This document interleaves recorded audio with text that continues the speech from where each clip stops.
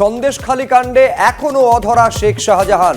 ABP আনন্দর মুখোমুখি শেখ শাহজাহানের ছায়াসঙ্গী শিবু হাজরা। তিনি বলছেন, শেখ শাহজাহান কোথায় আছে আমি কি করে বলবো, ওর সঙ্গে যোগাযোগ নেই, কোথায় আছে জানি না। সন্দেশখালীতে ইডির আসার পর থেকে কোনো যোগাযোগ নেই। শেখ শাহজাহানকে আমি গা ঢাকা দিতে বলেছি, এটা বিরোধীদের অপপ্রচার। রাজ্যের মন্ত্রীর কাছে খবর থাকতেই পারে, আমি সন্দেশখালী 2 নম্বর ব্লকের সভাপতি, আমার কাছে কোনো খবর নেই। দলীয় কর্মসূচি এবং ছেলের অসুস্থতার জন্য সামনে আসতে পারেনি। শেখ শাহজাহানের জনপ্রিয়তা আছে, ইডির আসার খবর পেয়ে মানুষ আন্দোলন করে, ফলে একাধিক গুরুত্বপূর্ণ কথা বলেছেন শেখ শাহজাহানের ছায়াসঙ্গী। আমি এইখানে আপনাদের দেখাতে চাইবো কি বলেছেন শেখ শাহজাহানের ছায়াসঙ্গী, কোথায় রয়েছেন শেখ শাহজাহান। গত কয়েক সপ্তাহ ধরে সমস্ত সংবাদের শিরোনামে যিনি শেখ শাহজাহান, ইডি হানার পর থেকে তিনি অন্তরালে রয়েছেন, কিন্তু তার ডান হাত বাঁ হাত কিংবা ছায়াসঙ্গী বলা যায় যাকে, সন্দেশখালী 2 নম্বর ব্লকের তৃণমূলের ব্লক সভাপতি শিবু হাজরা, তিনি অবশেষে আমাদের ক্যামেরার সামনে আসতে রাজি হয়েছেন এবং শিবুবাবু এখানে রয়েছেন। শিবুবাবু, সবার প্রথম আপনার কাছে যেটা জানতে চাইবো, সেটা আমি একা নয়, ওটা রাজ্যের মানুষ জানতে চাইছে, শেখ শাহজাহান কোথায়? সেটা আমি কি করে বলবো বলুন? শেখ শাহজাহান ভাই কোথায় সেটা আমি কি করে বলবো? কারণ আমার সাথে তো যোগাযোগই নেই, আমি তো বলতে পারবো না তিনি কোথায় আছেন। ওই ঘটনার পর থেকে কোনো কথা, কোনো যোগাযোগ? না, যেদিন ইডি আসলো তারপর থেকে কোনো যোগাযোগ নেই। আমরা কোনোভাবে যোগাযোগ করতে পারছি না। এমএলএর সাথে কথা বলে জেলা লিডাররা, রাজ্য নেতৃত্বরা যে মিটিংয়ে যে কর্মসূচিগুলো দিয়েছে, আমরা সেইভাবে এমএলএর নেতৃত্বে এখন আমরা সেভাবে কর্মসূচিগুলো পালন করছি। বিরোধীদের কয়েকজন তো অভিযোগ করছে তিনি যে গা ঢাকা দিয়েছেন তার নেপথ্যে আপনি রয়েছেন, আপনি গা ঢাকা দিতে সাহায্য করুন। আমার মনে হয় যারা বলছে তারাই মনে হয় এই অবস্থানটা তৈরি করছে, না তারা কি করে জানছে যে আমি গাঢ়া থেকে দিতে বলেছি? নিশ্চয়ই তারা জানে যারা এই কথাগুলো বলছে। গতকাল রাজ্যের কারামন্ত্রী অখিলগিরি তিনিও বলেছেন যে শেখ শাহজাহান চিকিৎসা করতে বাইরে গেছেন। তিনি কি অসুস্থ ছিলেন? কোথায় গেছেন চিকিৎসা করতে, কিছু জানেন? দেখুন, তিনি মন্ত্রী, তার কাছে যে খবর থাকতে পারে আমার কাছে তো তা থাকতে পারে না। না, আমি তো সন্দেশখালী 2 এর প্রেসিডেন্ট, নিশ্চয়ই সে খবর আমার কাছে থাকবে না। রাজ্যের যেহেতু তিনি মন্ত্রী, তিনি কিভাবে বলেছেন, কিভাবে বার্তা দিয়ে, সেটা আমি বলতে পারবো না। সেটা তো যেহেতু রাজ্যের ব্যাপার, সেটা আমি বলতে পারবো না। আপনি এতদিন অন্তরালে ছিলেন কেন? আপনি সামনে আসছিলেন?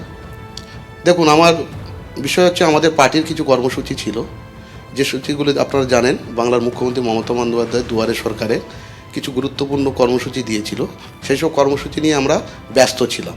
হয়তো আপনারা যখন এসে আমাকে তখন পাননি। বিভিন্ন ক্ষেত্রে আমাদের জেলার মিটিং ছিল, তখন গেছি, এবং আমার ছেলের অসুস্থতার জন্য আমাকে ডাক্তারের কাছেও যেতে হয়েছে। সেই কারণের জন্য আমি আপনাদের সাথে দেখা করতে পারিনি বা সময় সেভাবে হয়ে ওঠেনি। শিববাবু, একটা কথা লোকমুখে শোনা যায় যে সন্দেশখালীতে শেখ শাহজাহান, শিবু হাজরা, এদের নির্দেশ ছাড়া একটা পাতাও পড়ে না। 5ই জানুয়ারি ইডি যেদিন হানা দিল শেখ শাহজাহানের বাড়িতে, সেদিন ইডির ওপর হামলা হলো, মারধর করা হলো ইডি অফিসারদের, সংবাদ মাধ্যমের একাধিক কর্মীকে মারধর করা হলো, ক্যামেরা ভেঙে দেওয়া হলো। কী কারণে হলো? দেখুন, আমি একটা কথা বলি আপনাকে, বাংলার মুখ্যমন্ত্রী মমতা বন্দ্যোপাধ্যায়কে যে মানুষ ভালোবাসে, সেটা 2021-এ আপনারা দেখেছেন, যে মানুষ দুহাত তুলে আশীর্বাদ দিয়ে এবং তাকে আবার মুখ্যমন্ত্রী করেছে। আমাদের বিধানসভা অভিভাবক শাহজাহান ভাইয়ের একটা জনপ্রিয়তা আছে। দেখুন, যেদিন ইডি আসে, বিশেষ করে সরবেরিয়াতে প্রচুর মানুষের সমাগম হয় ভোর থেকে, যেহেতু মার্কেট আছে, আড়ত আছে, প্রচুর মানুষের সমাগম।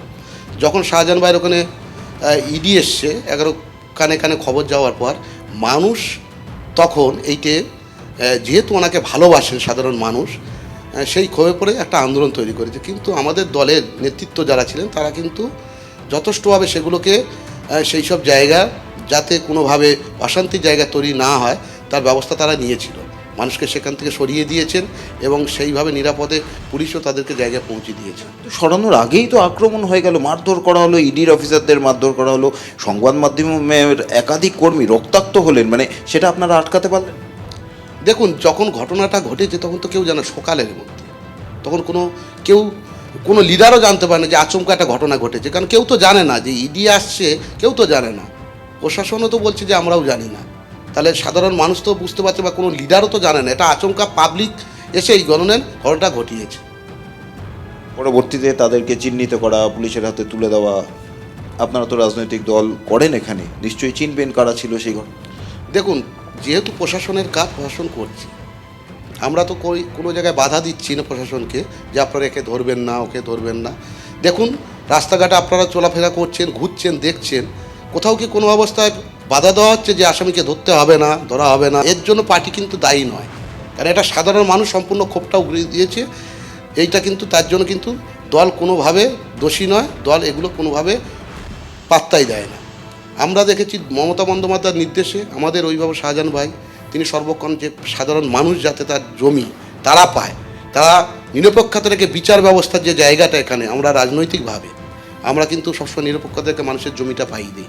কোনো মানুষকে জোর করে জমি পাই দেওয়া, জোর করে কোনো নেতৃত্ব যদি জোর করে কোনো জমি দখলের ভাবনা নেয়, একটা প্রমাণ দেখান, কোনোভাবেই নয়। এই যে অভিযোগ উঠেছে শেখ শাহজাহানের বিরুদ্ধে যে রেশন বন্টন দুর্নীতিতে তিনি যুক্ত আছেন, কোটি কোটি টাকা নাকি তিনি সাইফন করেছেন বিদেশে, কি বলবেন? মানে অভিযোগটা কি সত্যি? দেখুন, আমরা তো কখনো দেখিনি যে রেশনের মধ্যে কোন নীতি, এর মধ্যে আমরা জানি, যেহেতু আমরা সন্দেশখালী বাস করি। এই যে রেশন ব্যবস্থা কিভাবে তার পরিকল্পনা, কিভাবে তার রেশন ব্যবস্থা তৈরি, এগুলো তো আমরা বলতে পারবো না।